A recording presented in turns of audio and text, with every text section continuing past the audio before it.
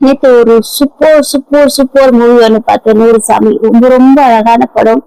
பல லட்ச பெண்கள் சொல்ல போனா இன்னைக்கு நிறைய டிவோர்சஸ் இருக்காங்க, விடோஸ் இருக்காங்க. அவங்களுடைய கஷ்டம் அந்த பெண்ணோட இடத்துல இருந்து காமிச்ச படம். நிஜமா டைரக்டருக்கு வந்து ஒரு மிகப்பெரிய பாராட்டு சொல்லியே ஆகணும். அந்த படத்தை பார்க்கும்போது பர்சனலா எனக்கு ரொம்ப கனெக்ட் ஆன மாதிரி இருந்துச்சு. என்ன பாக்குற மாதிரி இருந்துச்சு நிறைய சீன்ஸ் எல்லாம். ஏன்னா ஆஹ் கையில குழந்தையோட நிறைய பேர் பிரச்சனை இல்லை. ஏன்னா சொத்துக்காக கல்யாணம் பண்ணி இப்ப என்னெல்லாம் வந்து சொத்துக்காக தான் கல்யாணம் பண்ணாங்க. 1 கிலோ நகை போட்டாங்க. கல்யாணமா இன்னும் 4 மாசத்துக்கு ஒரு செயின் கூட இல்லாம ஆயிடுச்சு. சோ இந்த மாதிரி நிறைய டார்ச்சர்ஸ் அதெல்லாம் எடுத்துக்கும் போது ஒரு கட்டத்துச்சு என்னடா லைஃப் இது அப்படின்னு சொல்லிட்டு நம்ம வெளியே வந்துடுறோம். ஆஹ் வெளியே வந்ததுக்கு அப்புறம் அந்த குழந்தைங்க நம்மள பார்த்து பார்த்து இருந்து என் பையன் ஆக்சுவலி நான் கையில குழந்தையோட இருக்கும்போது எங்க அம்மா வந்து அடிக்கடி சொல்லுவாங்க. ஏன்னா ரொம்ப ஆர்த்தடாக்ஸான ஃபேமிலி.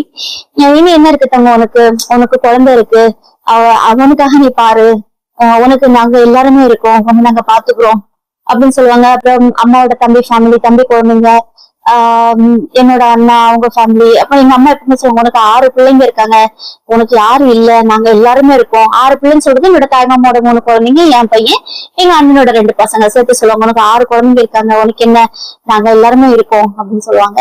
அப்கோர்ஸ் எல்லாருமே இருந்தாங்க. ஆனா வெளியே வேலைக்கு போயிட்டு வரும்போது அந்த பிரச்சனைகளை நம்ம உங்களுக்கு சொல்ல முடியாது. நிறைய ப்ராப்ளம்ஸ் இருக்கும். ஒரு கம்பெனில ஒர்க் பண்ணா 3 மாசத்துக்கு மேல வேலை பார்க்க முடியாது. ஏன்னா அங்க நிறைய ப்ராப்ளம்ஸ் இருக்கும். நம்ம தனியா இருக்கும்னு தெரிஞ்சா ஜொல்லு விடுறதா இருக்கட்டும், இல்ல டார்ச்சர் பண்றதா இருக்கட்டும், அது மென்டலி டார்ச்சர் கொடுக்கறதா இருக்கட்டும், கட்ட வச்சு போட அப்படின்னு தூக்கி போட்டு வந்துருவோம். அப்ப வீட்டுல சொல்லுவாங்க, என்ன 3 மாசத்துக்கு மேல நீ ஒரு கம்பெனில வேலை பார்க்க மாட்டேன், இல்ல போன சொல்லுங்க 1 மாசம் சம்பளம் வாங்கிட்டு எத்தனை நாள் இருப்பேன், இப்படிலாம் கிண்டல் பண்ணுவாங்க. பட் நான் என்ன கோ த்ரூ பண்ணிட்டு வரேன்றது அவங்களுக்கு தெரியாது. என் பையன் 11th படிக்கும் போது ஒரு பயங்கர சண்டை, எங்க அம்மா கிட்ட ரொம்ப சண்டை போட்டான். எப்படி எங்க அம்மா பத்தி நீங்க யோசிக்காம இருப்பீங்க, அவங்களுக்கு ஒரு லைஃப் இருக்குல்ல அப்படின்னு. அது என்ன, நீலாம் இருக்கல தங்கம், நீலாம் வளர்ந்துட்டு நீ பாத்துக்க மாட்டியான்னு. நான் பாத்துக்கிறது இல்ல, அவங்களுக்குன்னு ஒரு லைஃப் இருக்கு, அதை பத்தி யாராவது யோசிச்சீங்களா அப்படின்னு கேட்டு சண்டை போட்டு அப்புறம் என்கிட்ட சொல்லுவோம், அம்மா உங்களுக்கு யாராச்சும் பிடிச்சிக்கணும் சொல்லுங்க மம்மி, நீங்க கல்யாணம் பண்ணிக்கோங்க அப்படின்னு. இனி என்னடா கல்யாணம் பண்ணிக்க முடியும், எனக்கு மம்மிக்கு நீ இவ்வளவு வளர்ந்துட்ட, காலேஜ் போயிட்ட அப்படின்னு. இல்ல மம்மி, நான் காலேஜ் பண்ணது என்னோட லைஃப், ஆனா உங்களுக்குன்னு ஒரு லைஃப் இருக்கு. அப்ப எப்பவுமே சொல்லுவோம், யாரையா பாருங்க நான் எனக்கு யாரையும் பிடிக்கல. ஒருவேளை எனக்கு 40-50 வயசுல பிடிச்சிருந்தா, 50 வயசுல பிடிச்சிருந்தா, 60 வயசுல பிடிச்சிருந்தான்னு ஒரு தடவை கேள்வி கேட்டதுக்கு அவன் சொன்னா, எத்தனை வயசுல பிடிச்சாலும் உங்களுக்கான லைஃப் உங்களுக்கு இருக்கு மம்மி, உங்களுக்கு 60 வயசுல ஒருத்தர் பிடிச்சிருக்கனாலும் நீங்க கல்யாணம் பண்ணிக்கோங்க.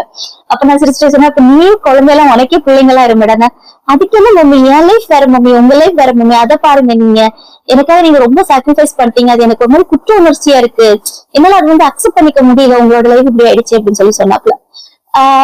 அதுக்கப்புறம் எனக்கு இவ்வளவு பிடிச்சதுன்னா நான் சொன்னது, நான் ஃபர்ஸ்ட் சொன்னது என் பையன் கிட்ட, எங்க அம்மா கிட்ட சொல்லி, எங்க அம்மாட்ட சொல்லி எனக்கு பயமா இருந்துச்சு. நான் கல்யாணம் பண்ணிக்க போறது எல்லாருக்குமே ஷாக்கிங். ஷாக்கிங்னா அது எப்படி அக்செப்ட் பண்ணணும் அவங்களுக்கு தெரியல, எங்க அம்மாக்கு அதை எப்படி அக்செப்ட் பண்றதுன்னு தெரியல. ஃபர்ஸ்ட் என் பையன் கிட்ட தான் நான் சொன்னேன் எனக்கு இவ்வளவு பிடிச்ச உடனே. என் பையன் தான் அதை ஹாப்பியா, அவன்கிட்ட நேம் கூட சொல்லல, அவரே கண்டுபிடிச்சிட்டான். யாரு, சத்யாவா அப்படின்னு கேட்டா. ஆமா தங்கம் அப்படின்னு. ஓகே மம்மி, நல்ல சாய்ஸ் தான் அப்படின்னா. ஏன்னா அவங்க லைஃப்ல நிறைய நம்பிருந்தாங்க. சோ அந்த படம் பார்க்கும்போது தயவு செஞ்சு சொல்றேன், பெண்கள்லாம் தனியா இருக்கலாம், அது ஒரு புரட்சி வீரம்னா எல்லாம் இருக்குங்க. நம்ம நிறைய கஷ்டப்பட்டுதான் வெளியே வர்றோம். ஆனா அதுக்கு நம்மளுக்கு அழ கூட முடியாது. நிறைய நேரங்கள்லாம் வந்து பாத்ரூம்ல ஷவரை திறந்து வச்சுட்டுலாம் நான் அழுத நாட்கள்லாம் நிறைய உண்டு. ஏன்னா அந்த டென்ஷன் காமிக்க முடியாது. நம்ம அழுது நம்ம குழந்தைங்க சோர்ந்து போயிடுவாங்க. ஐயோ அதுங்களுக்கு நம்ம என்ன பதில் சொல்ல முடியும், சின்ன குழந்தைங்க கிட்ட என்ன சொல்ல முடியும், அம்மா வேலைக்கு போனீங்க, இந்த மாதிரி டார்ச்சர் இருக்கு, இந்த மாதிரி பேசுனாங்க, எனக்கு அந்த கோபத்தை கூட என்னால காட்ட முடியல, சேலரி கிடைக்காது. சோ இதெல்லாம் வந்து ஒரு இந்த சொசைட்டி வந்து கரெக்டா இருக்கு. இது வந்து ரொம்ப பிரைஸ் பண்ணி சொல்லுவாங்க. அன்னைக்கு கூட ஒரு வீடியோ பார்த்தேன், சிங்கிள் மதர் ரொம்ப பிரைஸ் பண்ணி சொல்றாங்க அப்படின்னு.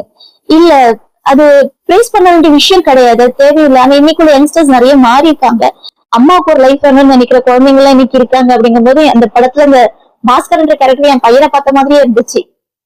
ஏன்னா எனக்கு ஒரு அப்பாவா ஒரு அம்மாவா என்னை பத்தி நிறைய கேர் பண்ணி என்னை பத்தி நிறைய யோசிச்சு இன்னைக்கு அவனால என்னெல்லாம் சப்போர்ட் பண்ண முடியுமோ எல்லா சப்போர்ட் எனக்கு பண்ணிட்டு இருக்கும்போது இந்த படம்லாம் கொண்டாட வேண்டிய படங்கள். சில பெண்கள்லாம் நினைப்பாங்க 50 வயசு ஆயிடுச்சு, என்னங்க இருக்கு, நமக்கு என்னங்க இருக்கு. இல்ல, வேற எதுவும் இல்லைங்க, பிசிக்கல் நீட்ஸ் இல்ல, ஆனா ஒரு மென்டல் சப்போர்ட், ஒரு தனிமைன்ற ஒரு விஷயம் இருக்குல்ல. யார்கிட்ட பேசினாலும் தப்பு, யார்கிட்ட பார்த்தாலும் தப்பு, ஒரு நட்பா இருந்தவங்க தப்பு, இதெல்லாம் வருங்க. நிறைய பேர் என்ன வந்து டார்ச்சர் ஒரு பர்சன் சொன்னது, எங்கிட்ட சிரிச்சு சிரிச்சு பேசுறேன் அப்படின்னு.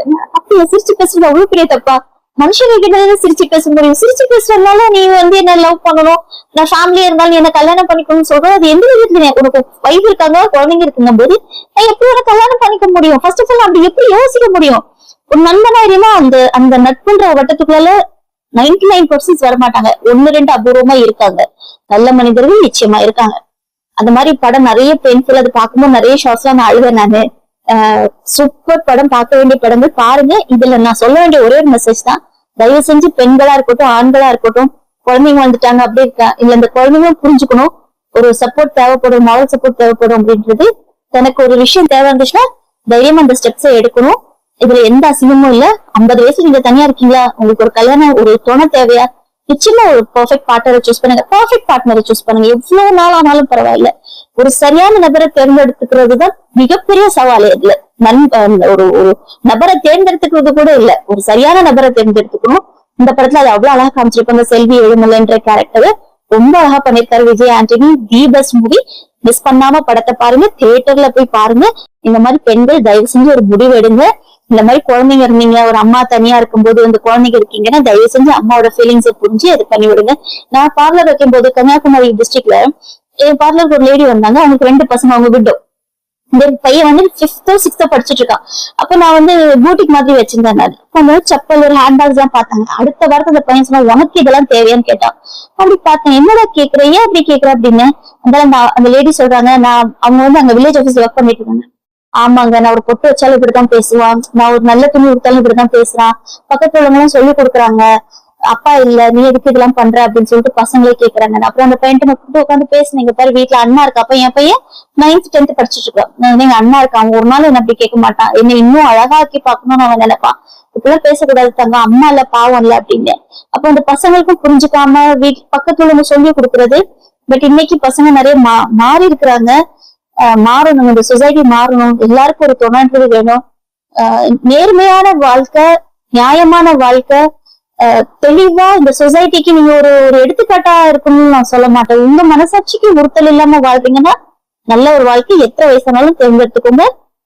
படத்தை பாருங்க.